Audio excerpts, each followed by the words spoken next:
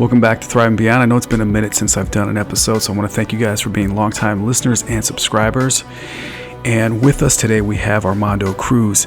But if you have not subscribed to the podcast, please do so. And if you've not subscribed to the newsletter, you can always head on over to thrivingbeyondpodcast.com for the archives of all of the Thrive and Beyond podcast episodes. And also, if you can head on over to vidalcisnerosjr.com, that is vidalcisnerosjr.com, and sign up for this newsletter and also for bonuses. And I'll keep you up to date with the happenings and what's been going on lately with myself, a lot of client work, etc., etc. But things are moving in the right direction. So I'm excited about this year. We're definitely monetizing and improving our profit margins. And that's one thing that I can definitely be excited about as this 2017 continues to take up a lot of time with clients. But I'm so blessed and I'm thankful for you guys. So gratitude for listening and sticking with us. So today with us, we have Armando Cruz. Armando Cruz is an ultra marathoner. He is the host of the Modern Man Virtual Summit. You can head on over to modernmaninterviews.com and listen to my episode with him. Actually, you can register for free, but it is temporarily and exclusive, as other guests that are big names are also featured in this virtual summit. So I'm definitely honored to be a part of the Modern Man Virtual Summit over at modernmaninterviews.com. So without further ado, I want to welcome Armando Cruz. So listen in as we share more about his story and how he got involved and created the Modern Man Virtual Summit. Welcome to Thriving Beyond, the podcast with stories of thriving through when the obstacles are far from few. Here's your host, whose own story has been featured in Chicken Soup for the Soul, Vidal Cisneros Jr. All right, everybody, welcome to Thriving Beyond. I'm excited. Today's guest, Armando Cruz, is with us. He is a husband, father, entrepreneur, adventurer, lifestyle physical therapist, ultra runner, and legacy coach. He's also the owner of Cruz Country Fitness and Physical Therapy. He's the creator of the R.I.C.H Man Experience and the Modern Man Virtual Summit. That sounds exciting. And I see that the R.I.C.H part in the R.I.C.H Man Experience is an acronym. Armando, if you could share with us what the acronym for R.I.C.H stands for before I finish this little intro. Jump on in, brother.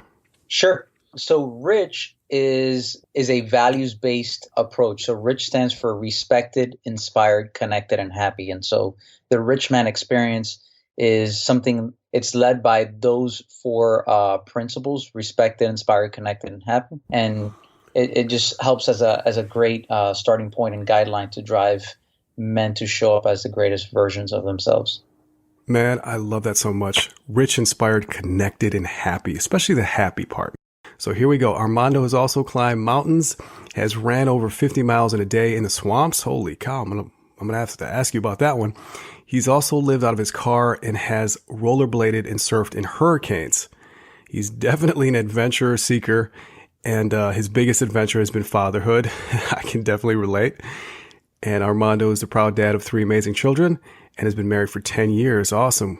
With his wife, Christian. So welcome, Armando, to the show. Thank you for joining us. How are you doing, brother? I'm doing well. Thank you for having me. It's a pleasure to be here. Absolutely. The pleasure and honor is all ours, brother. So let's sum up for the audience what you do in one sentence. Sure. I help married men show up powerfully in their relationships with their wife, with their kids, help them show up powerfully in their health and in their business. Right on. This is great. So let's get into some of that little bio question, let's get into some of the intro question that I had. So you ran 50 miles in a day in the swamps of Florida, I'm assuming, right? Correct. Yeah, it was an ultra marathon in there, and it was one of the most really surreal experiences. You were running through so many different ecosystems, running right by 10-foot alligators, and they were just smiling right next to you. Ran through different parts of the swamp, and there was wild oranges in the middle of the swamps, and then you'd run through grasslands that it felt like you were actually in an African, like the African plains.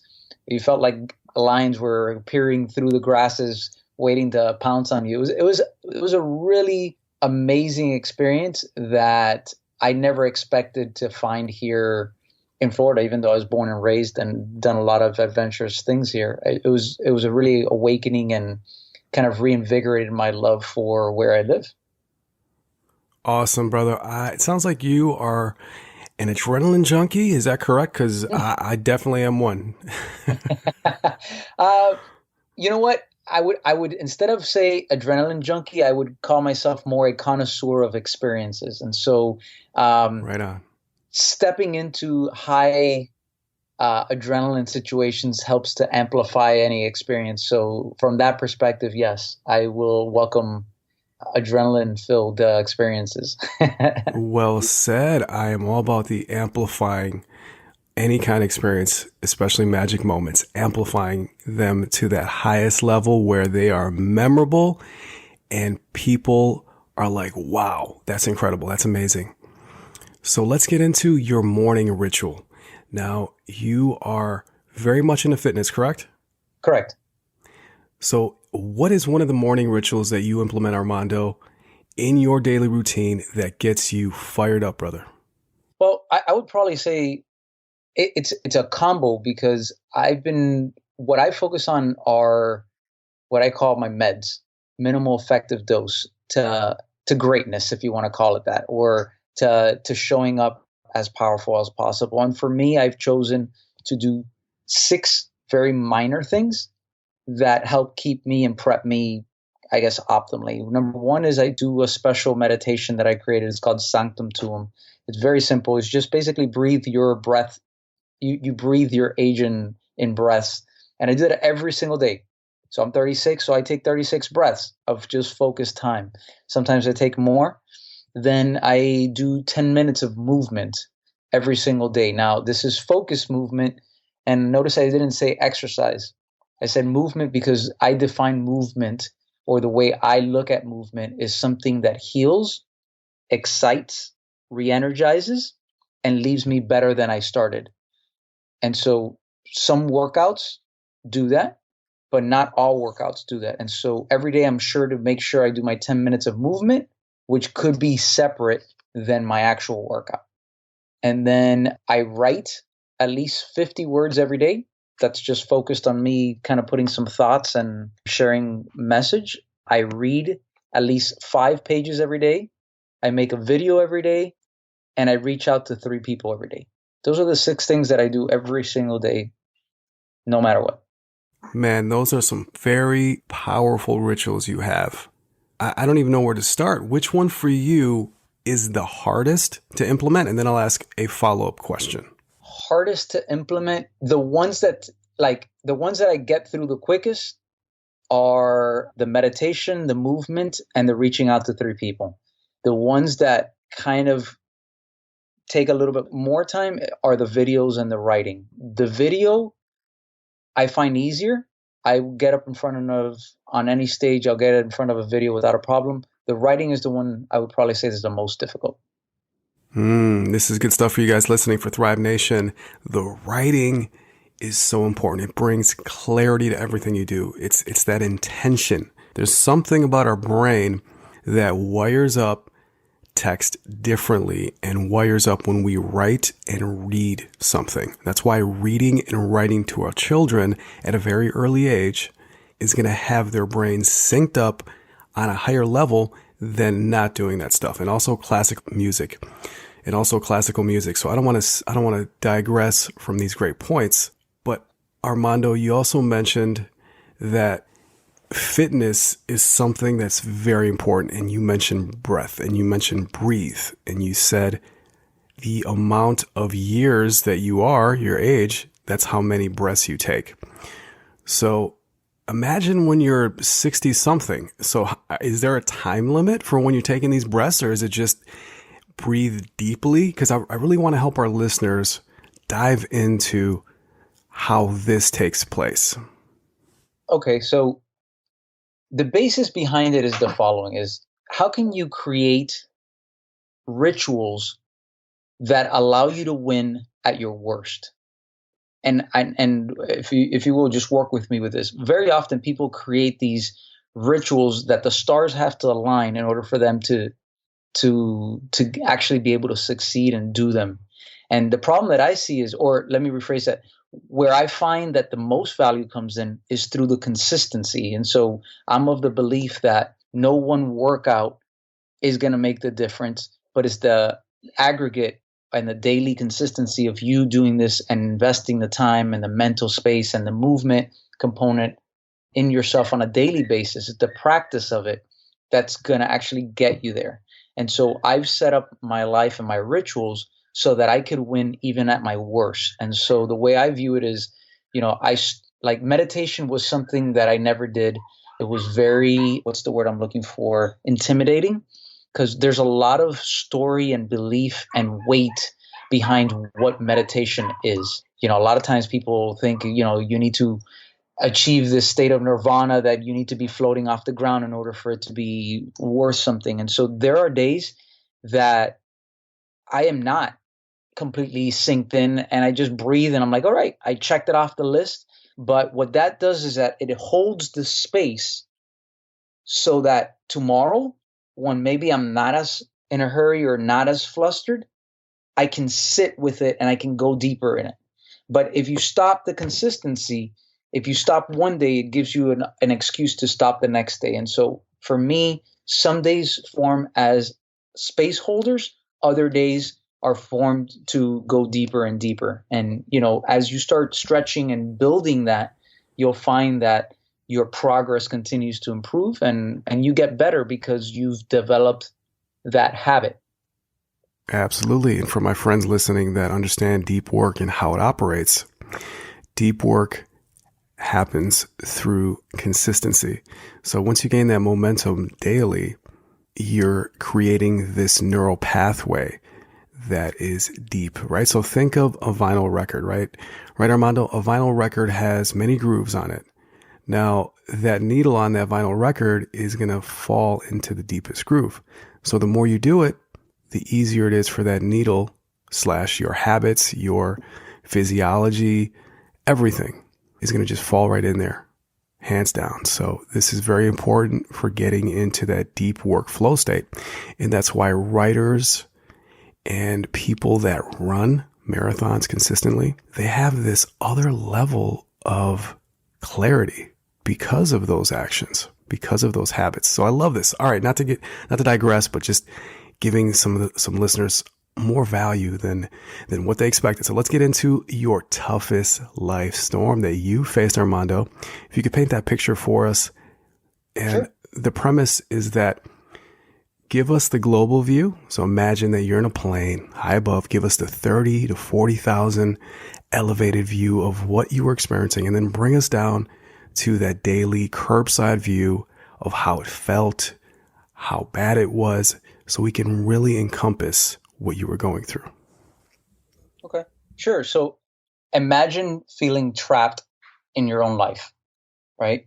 Imagine feeling like you have everything that the world says that you need. You have everything that's supposed to make you happy, and now it's not enough. That would be the kind of that airplane view, that 30,000 foot view, because that's where I was. I was in a place where I had a successful business. I was spending time with my wife. I was spending time with my kids, but something started happening. Something started shifting that for me personally, I wanted to contribute in a deeper level. And it doesn't make sense, but it started making me unhappy because I felt almost trapped by my success. And that may seem weird, but sometimes I speak to entrepreneurs and they're like, yeah, like, everybody from the outside sees that you have a house and you're spending time with the family and you're healthy and all of this. And, they don't understand that or what can you be unsatisfied with if you have all those things. And it wasn't that I wanted more money or, a jet or a yacht or something like that. What I wanted was my current business, the way it was set up, my fitness and physical therapy. I felt like I wanted to go deeper, right? I felt like I was helping people, but it was still on the surface level and I wanted to go deeper. And it sent me to a point where I started pushing away business. I started not marketing our business and it actually started going down. Now, here's where all of this gets more interesting. At this point, my wife is pregnant with our third child, and I am in this, for lack of a better way of saying it, in a depression. I am coming home in the middle of the day and I'm sleeping 5 to 6 hours. I am not responding to any leads, any calls of people that want to work with me. I'm I'm just saying, no, I'm not accepting anyone new. And it's not because we have all this money and we don't need it. Like, we actually need it. Like, our business now is suffering because we haven't marketed it, and I've been pushing people and clients away. And at that point, I had a mentor of mine reach out and say, hey, listen, I'm going to be doing a retreat in Thailand. This may be something that would help you. And my wife looked at me, and, she's the hero in all of this, because she looked at me and she said, listen, if you go to Thailand, there's a good chance you're going to miss the birth of our third child. She goes, but it's more important for you to show up for our family.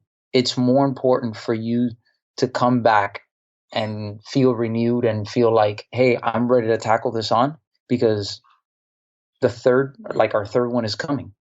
And we need you. We need you to step up. And why, so at that point, she said, if you feel that this is going to be the thing that helps you kind of knock you off of this funk, then you need to go. Not go if you want. She said, go, you need to go. And I ended up going. I was gone for 12 days. And there I gained the clarity and the focus. And actually, that's where I created the rich man experience over there. And I realized that my current business, there was nothing wrong with it. I realized that it actually amplifies the message. So, I came back renewed and started building that. And luckily for me, 3 days later from when I got back, the baby was born. And so I gained the clarity, I claimed the renewal, and I didn't miss the birth of my child. So that was all great.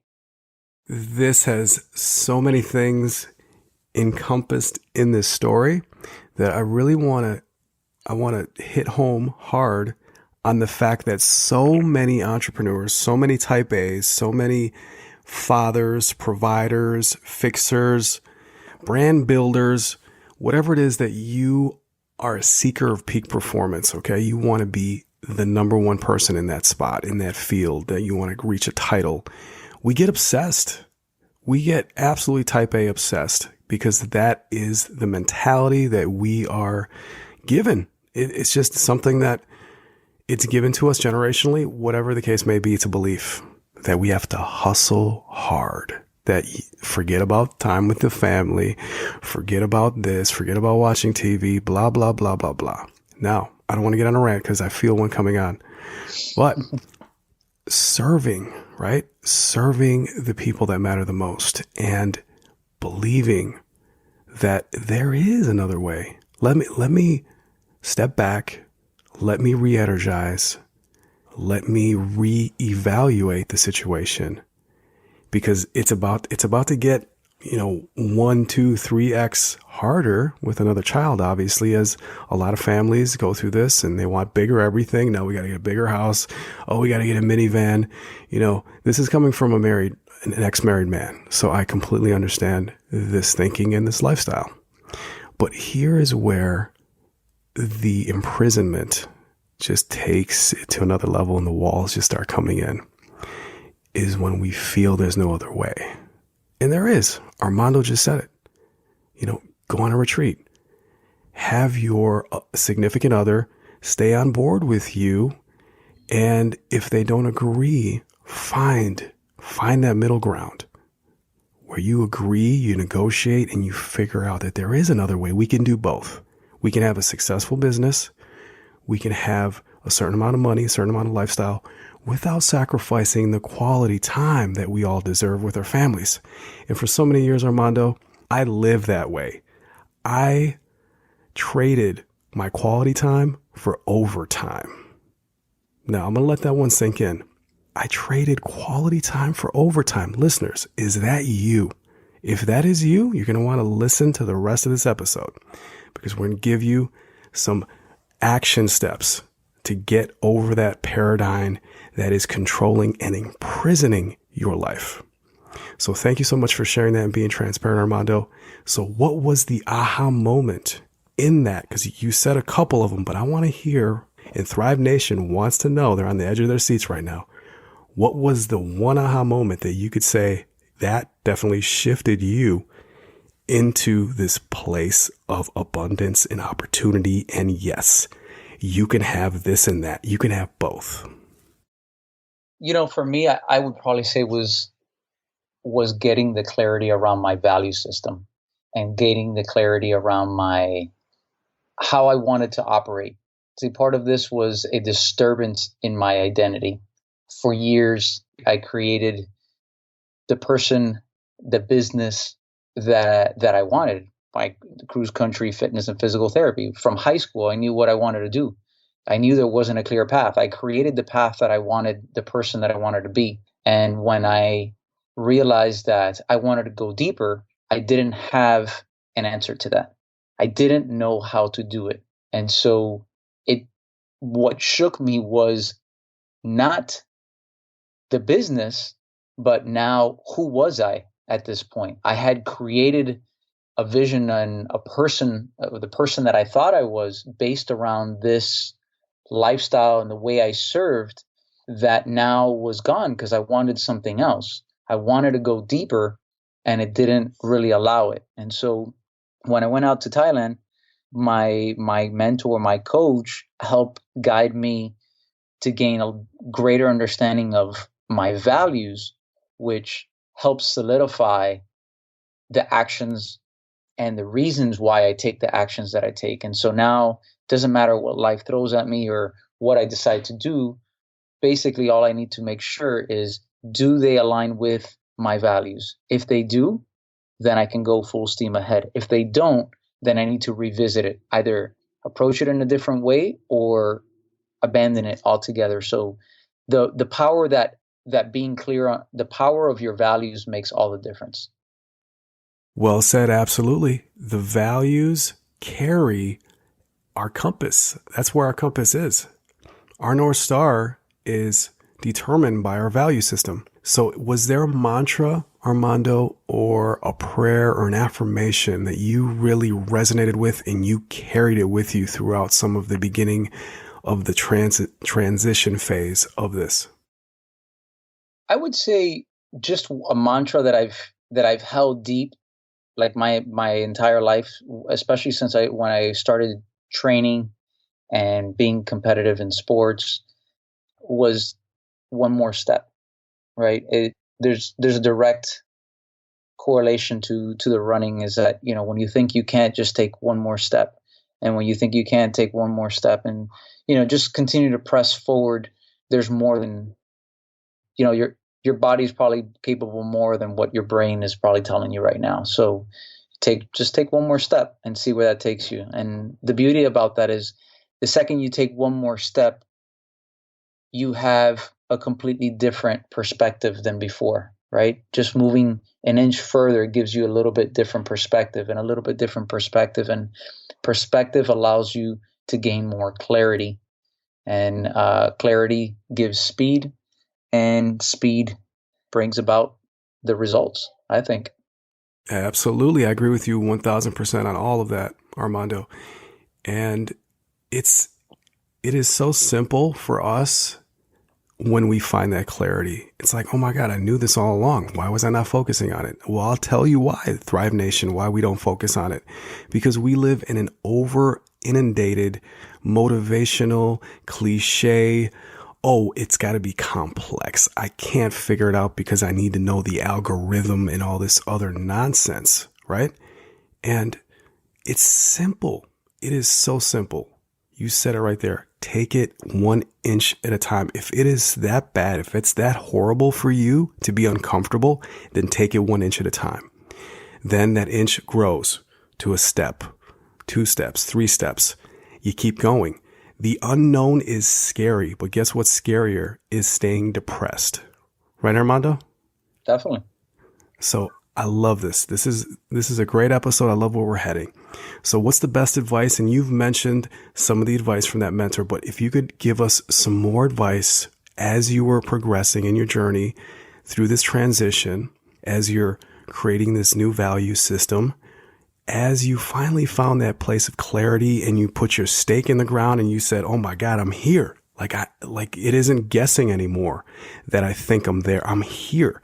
When you were there, what was some of the advice that helped you really get there during that transition?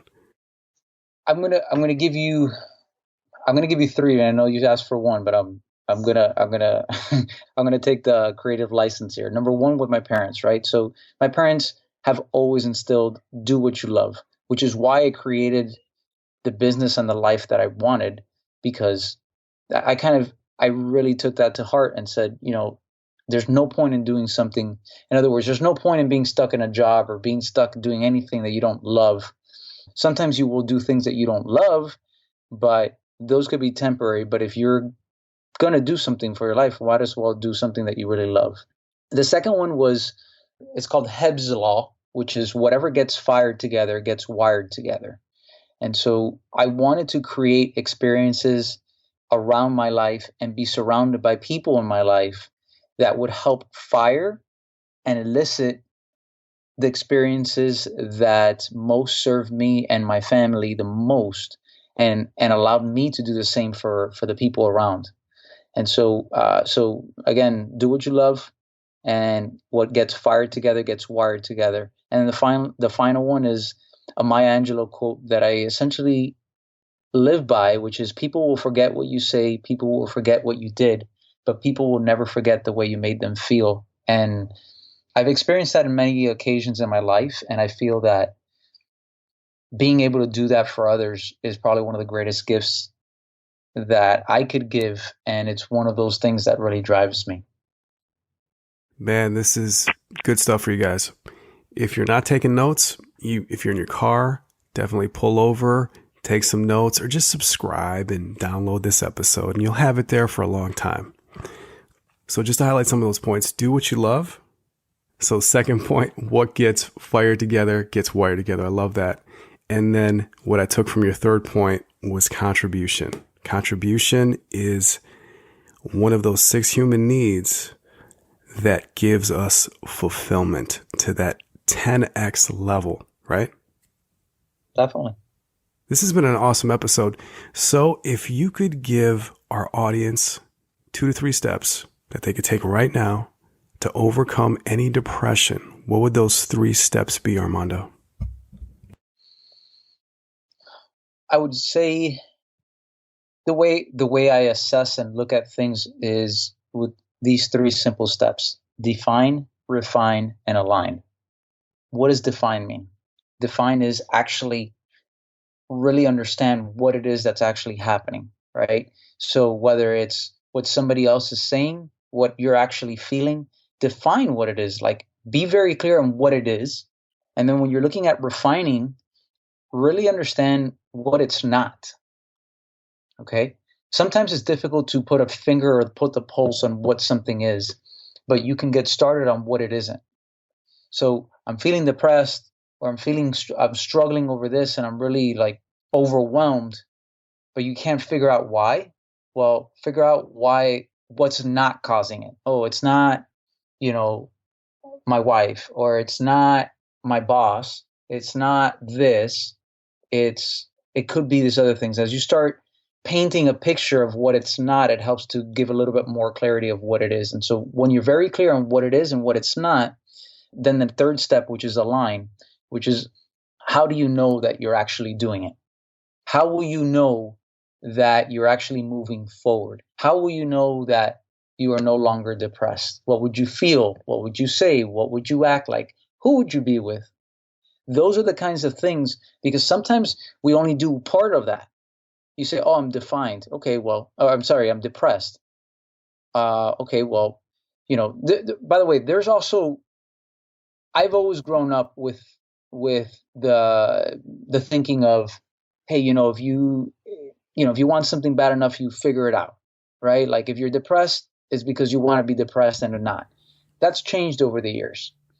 I've seen in actual family the effects of, let's just say, actual clinical depression. Mm-hmm. And you're not, the problem with the first thinking is that you're thinking that a person that's depressed is thinking like a human. And I'm not saying that to belittle anyone. And what I mean by that, if you know anything about neuroscience, you know that we have three brains. We have our more reptilian brain, then we have our mammal brain, and then we have our human brain. We only access the human brain when the animal brains have been fed, if you want to call it that, right? So if you're in a really high stress, overwhelmed situation, think about, it's very difficult to forward project. Like if you've ever met somebody that's really distraught and really overwhelmed, and you ask them to think of all the amazing things that are coming in their life, it's very difficult. And the reason that it's difficult is because they cannot access the human part of their brain where the logic and the forward progression and the self-actualization is actually happening. And so before you can even get to that step, which is one of the things that I work with a lot of my clients, is how do you get out of that threat position where you're out of these animal brains and into your human brain, so now we can have a conversation from there. The problem is that most of personal development happens in the logic brain, but most people that are suffering are not there. And so telling someone that just think positive when they're in those animal brains it actually sends them deeper into the animal brains, and it actually doesn't serve them in a lot of instances because they can't think in that perspective just yet. And so that's what I mean by that. Like, I think it's really important to make that decision. And, when you're looking at people who are very alpha and very driven, some of them get it, some of them don't. But the tendency is to think that if you grind and hustle hard enough, that's the answer to everything. And I would suggest and even invite listeners to consider that when you're at your worst, think about how much can you actually create. Very often, you really cannot create new material. Think about when you're stressed and you're now thinking about not stressed like, this is a stressful situation, but like you're really overwhelmed with life. And you tell me how you're going to start creating new content. You tell me how you're going to start creating a new vision of life. It's very difficult because of the brain that you're actually sitting in there. I don't know if that makes sense to you, Vidal, but. Oh man, this is all real stuff, guys. Guys and gals, I hope you're taking notes. This stuff is the deep dive end of personal development, as it's been over inundated right now. And we are in a state of too many coaches, too much stuff out there. We have to cut straight through the weed and some of the BS and get to the nitty gritty of what really makes sense and why it isn't just about positivity. It's not just about positivity and your vision board and the law of attraction. Okay. We have to really understand how psychologically, if we don't master our psychology, it will control us for the rest of our life, right? So it isn't just, let me read some happiness quotes and let me just, choose happy thoughts. You have to really understand how this is all wired and how it syncs up. Then that gives us some clarity, and then we can take some steps, as Armando shared. So this has been a tremendously deep dive episode of Thriving Beyond, and I love it. We're going deep into the self-help and personal development stuff. So Armando, I typically ask a question, but I'm going to digress because I really want to just get home to our listeners why gratitude is so important and how easy it is to implement gratitude. So if you could share with us 5 things that you're grateful for today, we would love to hear them. Sure. I am extremely grateful for my family. I mean, my wife, first and foremost, my parents, my kids. I'm extremely grateful for my health and the health of my family. I'm grateful that I get to serve in a way that allows me to use my gifts. Right. I think that's really important. And so 2 more, I'm grateful that that I get to meet some really amazing people. I feel like there's always something special within everyone I meet. And so very often I talk to people and they're always talking to me about, oh, this person or whatever, like I don't go into any conversation with the judgment as to, oh, is this person worth my time? I'm always going in there with, I don't know if you ever watched like Jimmy Fallon when he interviews his audience, Yeah, yeah. whatever you think of him, he's genuinely like, you look at him and he's like, people think that he's making it up, but there's a level of authenticity that he's pretty much a fan of whoever it is that he's interviewing, and the excitement shows. I'm looking for that. Like I know that everybody has that something special, and and that excites me. I love hearing people's stories. I'm curious because everyone has a story. Everyone has an ability to change this world, an ability to impact this world. And so that excites me. And I guess the final thing that I'm grateful for is obviously, being on this podcast and being able to share my message. And that makes me very grateful and very happy that I get to do that. Likewise, brother. Thank you so much for sharing that.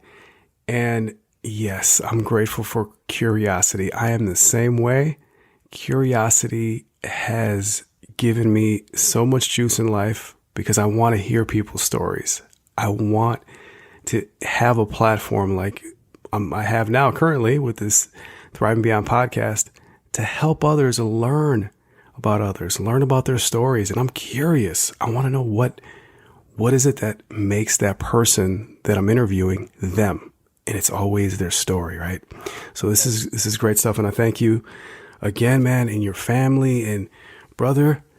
Man, you've lit me up today. So thank you so much for re-energizing me, rejuvenating myself. And listeners, think of 5 things right now that you're grateful for. Okay. Think of 5 things.